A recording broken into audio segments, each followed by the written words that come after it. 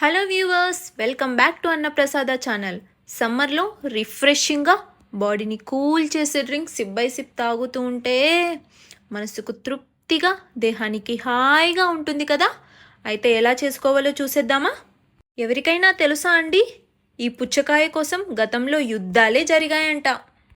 ముందుగా పండిన పుచ్చకాయని తీసుకొని సగానికి కట్ చేసి స్లైసెస్గా చేసి, కట్ చేసిన స్లైసెస్ని ఇలా ఫైన్గా చాప్ చేసుకొని కుదిరినంత వరకు పుచ్చకాయలో గింజలు తీసేసి ఇలా సపరేట్ బౌల్లో ఉంచండి.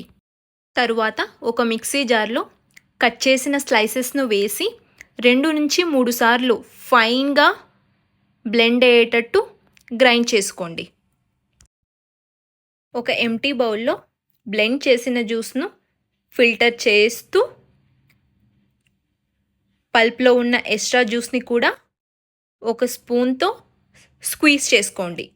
ఇప్పుడు ఒక సర్వింగ్ గ్లాస్ తీసుకొని 1 spoon of basil or chia seeds ఏదైనా యాడ్ చేసి హాఫ్ లెమన్ కూడా స్క్వీజ్ చేసి మనం సపరేట్గా ఉంచిన జ్యూస్ని పూర్తిగా గ్లాస్ ఫిల్ అయ్యేంత వరకు తీసుకోండి. ఎక్స్ట్రా చిల్నెస్ కోసం 3 to 5 ఐస్ క్యూబ్స్ యాడ్ చేస్తే మన జ్యూస్ ఆల్మోస్ట్ రెడీ అండి.